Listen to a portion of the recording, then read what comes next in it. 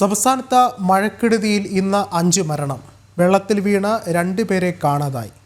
കോഴിക്കോട് കോടഞ്ചേരിയിൽ സഹോദരങ്ങൾ ഷോക്കേറ്റ് മരിച്ചു. കോടഞ്ചേരി സ്വദേശി ബിജുവിന്റെ മക്കളായ 13ഉം 11ഉം വയസ്സുള്ള നിതിൻ, ഐവിൻ എന്നിവരാണ് മരിച്ചത്. തോട്ടിൽ കുളിക്കുമ്പോഴായിരുന്നു ഷോക്കേറ്റത്.